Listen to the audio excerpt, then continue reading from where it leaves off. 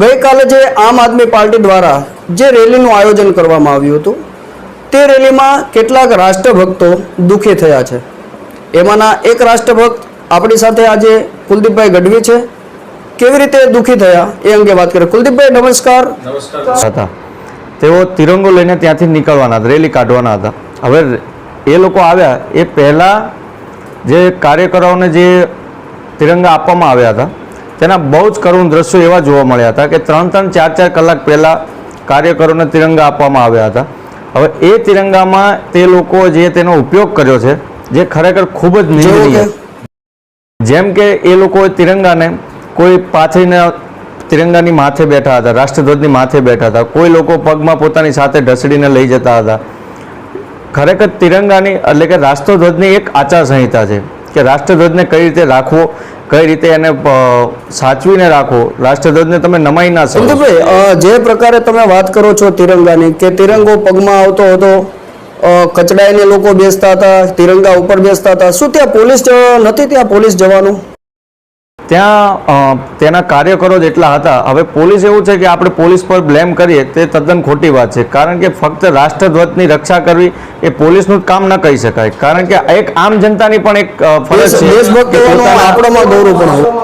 100%ની વાત છે, કારણ કે આપણી પણ ફરજ આવે છે ને કે આપણા રાષ્ટ્રધ્વજની રક્ષા કરીએ, કે એની એક કદર કરીએ, કે ઇજ્જત કરીએ, એ આપણે પણ જોવું જોઈએ ને। પોલીસ પર બ્લેમ કરીને 100%ની વાત છે। અને જે આ લોકો આમ આદમી પાર્ટીના કાર્યકરો એ રાષ્ટ્રભક્ત કહેવા માંગે છે, તો શું એમને જ ખ્યાલ નહીં હોય કે દેશનો તિરંગો એટલે શું, આપણી શું એ તિરંગો એટલે શું, એની વ્યાખ્યા જે લોકોને ખબર નહીં પડતી હોય?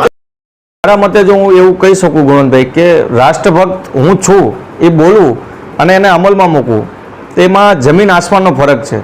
કારણ કે જો તમે રાષ્ટ્રભક્ત હો તો તમને એટલી તો ખબર હોવી જોઈએ કે રાષ્ટ્રધ્વજ શું છે। રાષ્ટ્રભક્ત અને રાષ્ટ્રધ્વજ આ બંનેમાં કોઈ જ ફરક નથી મારા મતે, કારણ કે જો તમે રાષ્ટ્રભક્ત તરીકે દેશની કે દેશ હિતની વાત કરતા હોય તો તમારે રાષ્ટ્રધ્વજની પણ કદર કરવી જોઈએ, રાષ્ટ્રધ્વજની માન। આપણા દેશના જે સૈનિકો જે શહીદ થાય છે તો મેન તિરંગાની જ બાબત હોય છે ને, તિરંગો નીચે નહીં પડવા દેવા માટે કેટલાક લોકોએ શહીદી હોરી છે। એ પછી અંગ્રેજી જમાનાની વાત હોય, બ્રિટિશ શાસનમાં જે આપણા ક્રાંતિકારીઓ જે હેરાન થયા હતા, એ આ 3 કલર જે તિરંગો કહેવામાં આવે છે તેની જ બાબત છે। શું આપ આગળ પગલાં લેવા જઈ રહ્યા છો એવું પણ એક ચર્ચાનો વિષય બની ગયો છે? બહુ ગુણવંતભાઈ બહુ સારી વાત કરી કે આપણા જવાનો કે આપણા સૈનિકો તિરંગાને નહીં ઝુકાવવા માટે પોતાના બલિદાન આપતા હોય છે। એ ભાઈ ચલો એ તો ભૂતકાળ છે અને વર્તમાનમાં પણ આ બધી ચાલતું જ રહે છે, પણ તાજેતરમાં તમે જોયું કે યુક્રેન અને રશિયાના યુદ્ધ દરમિયાન ફક્ત ને ફક્ત રાષ્ટ્રધ્વજના માધ્યમથી, ખાલી તમારી ગાડીની આગળ ભારતીય રાષ્ટ્રધ્વજ હશે તો તમને કોઈ તમારા પર હુમલો નહીં કરે અને એ ગાડીને સહી સલામત નીકળવા દેશે।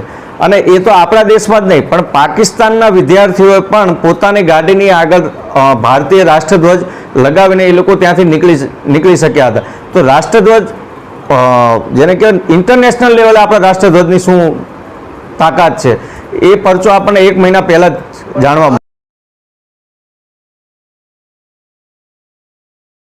સાચો દેશભક્ત હશે, જેને તિરંગા પ્રત્યેનું માન હશે, તેનું હૃદય તો 100% ઉકળી ઉઠવાનું છે। પગની અંદર તિરંગો આવે એ કેટલા અંશે યોગ્ય છે? જ્યારે હાર્દિક પટેલ આંદોલન કરતા હતા, જે તે સમયે રેલીની અંદર તિરંગો પગમાં આવતો હતો તો દેશદ્રોહના ગુના દાખલ થયા હતા। શું આમાં એને આગળ નહીં વધવું પડે? શું આમાં એની ઉપર કેસ થવો ન જોઈએ? હું તો એમ કહું છું કે આમ આદમી પાર્ટીના જે દેશભક્ત કાર્યકરો છે એને ઉપર રહીને આની ઉપર ફરિયાદ કરવી જોઈએ, આવા તત્વોને ભેગા કરવા જોઈએ। જો આ જ રીતે પાકિસ્તાનની અંદર થયું હોત તો સોશિયલ મીડિયા ગાંડું ન થયું હોત, કલેક્ટરોને આવેદનપત્ર આપવામાં ન આવ્યા હોત, તો આમાં પણ થવું જોઈએ ને? કુલદીપભાઈ, શું કહેવું છે આપનું? ગુણવંતભાઈ, જે આયોજન હતું તે દરમિયાન મેં તો આવા બધા સીન જોયા કે ભાઈ આ રીતનો લોકો કોઈ રાષ્ટ્રધ્વજ પાથરીને બેઠા છે, કોઈક પોતાના પગની સાથે। એક અધિકારી ત્યાં હતા, પોલીસ અધિકારી, હું નામ નહીં લઉં, પણ એમણે મારી નજર અને એમની નજર બંનેની નજર એક થઈ એક ભાઈ માથે કે જેમણે રાષ્ટ્રધ્વજ એમના પગ પાસે આમ ઝુકાવીને ઊભા હતા, તો એમણે અધિકારી તરત આમ હાથ લાવો કે ભાઈ એ તિરંગો ઊંચો કરો એમ।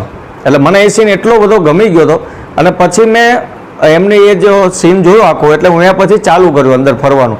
તો મેં જોયું કે મોસ્ટ ઓફ લોકો જે ત્યાં હાજર હતા, આપના જે આ કાર્યકરો હતા કારણ કે એ લોકો થાકી જેટલા ગયા હતા 4 કલાક અગાઉ એ લોકોને રાષ્ટ્રધ્વજ હાથમાં આપી દીધા.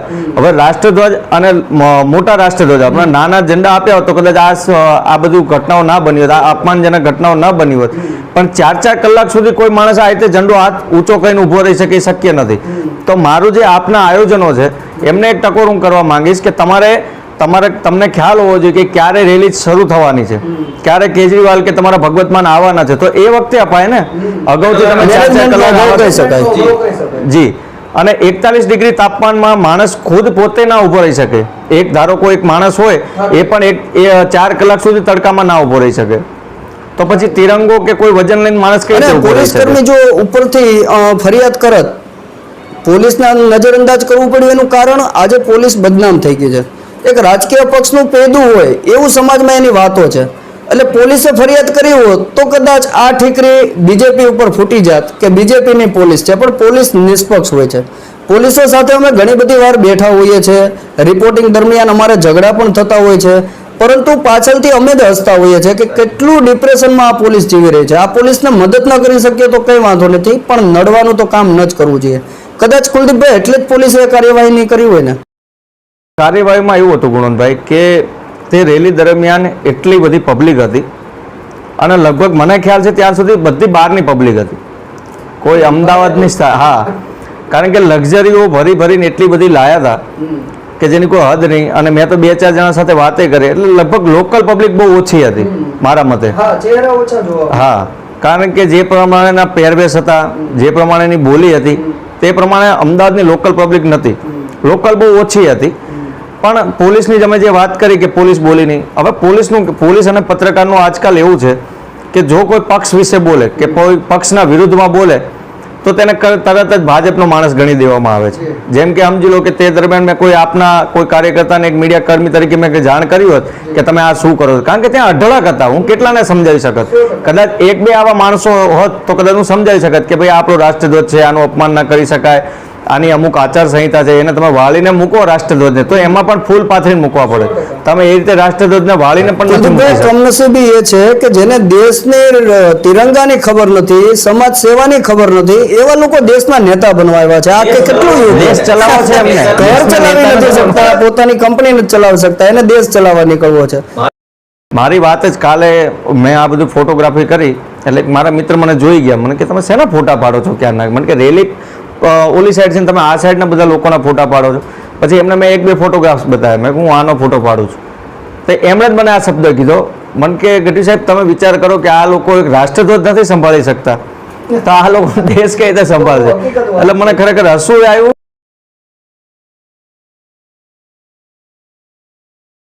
કારણ કે આમાં વાત છે ને જ્યારે દેશ લેવલની આવે ને, અને આ લોકો ખરેખર આજકાલ આવી મેન્ટાલિટી છે, લોકોની માનસિકતા છે કે તમે જેના વિરોધમાં જતા હોય તમે તરત એમના વિરોધીના તમને પક્ષકાર ગણી દે. જેમ કે કદાચ જો મેં કોઈ આમ આદમી પાર્ટીના કોઈ નેતાને કે કોઈ કાર્યકર્તાને આ વાત જાણ કરી હોત તો એ લોકો તરત મને ભાજપ પત્રકાર ગણી શકે. વાહ ફળે વાદળ ફરે પણ વિજય સુવાળાના ફરે ફરી ગયા. આ શું આ પાર્ટી શું કરવા શું માંગે છે? પાર્ટી આજકાલ એવું છે ગુણવંતભાઈ કે લોકો હવે ઉગતાને પૂજો એ મેન્ટાલિટી સાથે વાયદા અભી બોલા અભી ફોક એવું ચાલી રહ્યું છે આ દેશમાં.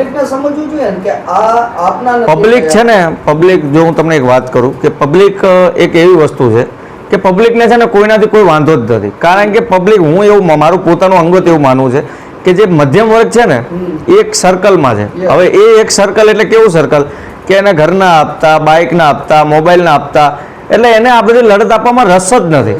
એને ખબર છે કે જો હું આવા ધરણામાં જઈશ કે આવા આમરણ ઉપવાસ પર બેસીશ તો મારા છોકરા ભૂખ્યા. એટલે એને આ બધી સુરતની પબ્લિકે રસ લીધો કે ચાલો સત્તા ફેરવીએ, કંઈક નવું કરીએ, તો એ લોકો પાછા ભાજપમાં આવી ગયા. 420 ની કલમ દાખલ ન થવી જોઈએ આવા લોકો ઉપર કે જે પક્ષના નામે તમે મત માગો છો, જે પક્ષને તમે ગાળો દો છો એ જ પક્ષમાં પાછા બેસી જાઓ છો. તો શું આની ઉપર 420 દાખલ ન થવી જોઈએ? વિશ્વાસઘાત કર્યો ન કહી શકાય? એક તો આપણું કેવું છે ગુણવંતભાઈ કે એક લોકશાહી દેશ છે, જેને જે ચાહે જેને જે મન થાય એ કરી શકે. અને બંધારણમાં આવી કોઈ કલમ નથી. જે એક રાઇટ ટુ રિકોલ નામનો એક કાયદો આવવાનો હતો જે આવ્યો નથી કોઈ કારણોસર, પણ જો એ કદાચ એ કાયદો આવ્યો હોત તો 100% તમે જે કહો છો એ લોકશાહી દેશની અંદર તમારી વાત સાચી છે. આર્ટિકલ 19 પર દરેક સંવિધાનિક વ્યક્તિને પોતાની સ્વતંત્રતા આપવામાં આવી છે. ચીટિંગ કરવા તો નથી આપીને, આ ચીટિંગ જ છે. પાયલબેન સાકરિયા સુરતની અંદર મારા બહુ નજીકના સંબંધો એમની સાથે, જ્યારે એ આર્ટિસ્ટ હતા હું ત્યારથી એમનું રિપોર્ટિંગ કરતો હતો. મેં પાયલબેનને ફોન કર્યો, મેં કીધું આ શું છે, આ છેતરવાનો ધંધો નથી? મન કે શું કરીએ આપણે, પત્રકાર કંઈ કરે નહીં તો આ પત્રકાર ઉપર જે આક્ષેપ કરવામાં આવે છે પણ એ પબ્લિકને છેતરા છે, તો એ પક્ષના માણસો એટલે કે આમ આદમી પાર્ટીના જ હોદ્દેદારો એ જ ફરિયાદ ન કરી શકે 420? તમે ગુમરાહ નથી કરતા પબ્લિકને? એક બાજુ કશું કરવું નથી, એક બાજુ લોકોને તમે અલગ રીતે કહો છો, તો શું છે આવું? ભૂતકાળમાં ગુણવંતભાઈ કેવું છે કે પત્રકારોએ કોશિશ નથી કરી એવું નથી, પણ જ્યારે ત્યારે પત્રકાર આવા લોકોને જગાડવાની જે વાત કરે છે ને, ત્યારે તેના પર દુષ્પ્રેરણના ગુના લગાવવામાં આવે છે કે ભાઈ તમે ખોટા ગેરમાર્ગે દોરો. એટલે અને પબ્લિક છે ને બધું જાણે જ છે. આજે મીડિયા કરતાં છે ને સોશિયલ મીડિયા બહુ જ એક્ટિવ છે, બધી રીતે પાવરફુલ છે. આજે તમને આંગળીના ટેરવે તમામ ન્યૂઝ આખા દુનિયાના મળી જાય છે. એટલે તમારે ન્યૂઝ ચેનલ જોવાની જરૂર નથી. એટલી બધી એપ્લિકેશનો છે, એટલી બધી વેબસાઇટો છે, યુટ્યુબ છે, ફેસબુક છે, વોટ્સઅપ છે, તરત તમને 5 મિનિટમાં કોઈ પણ વાયરલ ન્યૂઝ હોય તરત તમને મળી જાય છે. મીડિયા કરતાં પહેલા તમને સોશિયલ મીડિયા લોકો અત્યારે દરેક રીતે પોતાનું પણ રિપોર્ટિંગ કરી શકે છે. હા, એટલે પબ્લિક જાગૃત જ છે, પબ્લિક જાણે જ છે, પણ મેં તમને કીધું ને એમ પબ્લિક એક સર્કલમાં છે જેમાંથી બહાર નીકળી જ નથી શકતી. મારું કહેવું એવું છે કે છેલ્લા 25 થી 30 કે 35 વર્ષથી ગુજરાતને કોઈ તકલીફ જ નથી. એનું કારણ એકની એક સરકાર આવી રહી છે, બહુમતીથી આવી રહી છે. તો આ બધા શું આંદોલનો કરતા હશે? માલધારી સમાજનો આક્રોશ, દલિત સમાજનો આક્રોશ, નવું હમણાં માલધારીનું જે આવ્યું નવા નિયમો રખડતા ઢોળતો એમાં આક્રોશ, તેમ છતાંય બહુમતી કેમ? બહુમતીનું કારણ એ છે ગુણવંતભાઈ કે ભાજપ પાસે છે ને એક કુશળતા છે, અને એ કુશળતા એ છે કે જે લોકો જેમ કે આ લોકો જેને કહી શકાય કે જે લોકો નાખુશ છે ભારતથી કે જેને અસંતુષ્ટ છે ને, એને ભાજપ એને કઈ રીતે મનાવવું ને એની પાસે બહુ સારામાં સારી સ્કિલ છે. અને ભાજપ છે ને ખરેખર, હું કોઈ પક્ષનું વખાણ નથી કરતો, 25 વર્ષથી આપ પણ નથી, અને તમારી જે વેદના છે એને મૂકવા માટે જ આ વસ્તુ બનાવવામાં, વિડીયો બનાવવામાં આવે છે, એના માટે ઇન્ટરવ્યુ બનાવવામાં આવે છે. તમે કોઈ પક્ષના નથી, તમે જે જોયું છે એના જ વિશે. તો હવે આપણે આમ આદમીની વાત કરીએ તો બીજેપીની કરી જ શકીએ ને, ન્યુટ્રલ છીએ, નિષ્પક્ષ છીએ. ભાજપથી પ્રોબ્લેમ ના હોય તો હું એવું માનું છું કે 25 વર્ષથી ભાજપ સરકાર આવે જ છે. અને ગુજરાતની જનતાને ખબર છે, ગુજરાતની જનતા બહુ જ હોશિયાર છે, અને એને કોઈથી પ્રોબ્લેમ નથી. એને તો કદાચ તમે આ તો આમ આદમી પાર્ટી લાગે, કદાચ અમેરિકાની કોઈ પાર્ટી આવે ને અને પ્રચાર કરે ને તો એની રેલીમાં અહીંયાના લોકો આવશે. શું કામ ખબર છે તમને? 200-500 રૂપિયા આપવામાં આવે કે હા પૈસા. ગરીબી જેટલી વધી ગઈ છે, બેરોજગારી વધી ગઈ છે, કરે શું? હા, કાલે જ મેં એબીપી અસ્મિતાની ઘણી બધી ન્યૂઝ ચેનલોમાં જોયું કે પૈસા વેચતા લોકોના વિડીયો વાયરલ થયા છે. કાલની જ રેલી દરમિયાનના પૈસા આપીને જે માણસો આવે એને શું મતલબ છે કે કઈ પાર્ટી છે, કોણ આવવાનું છે? આ બાબતે આપણે નરેન્દ્ર મોદીને માન આપી શકીએ કે પોતાની રેલીની અંદર અથવા પોતાનું જે પ્રવચન આપવાનું હોય, એ મને ખ્યાલ છે વડાપ્રધાન બનવાના હતા ત્યારે ટિકિટ રાખતા હતા 200 રૂપિયા, તોય હાઉસફુલ. તો જન જે કહેવાય પ્રેમ, એ મોદીનો વધુ કહી શકાય ને.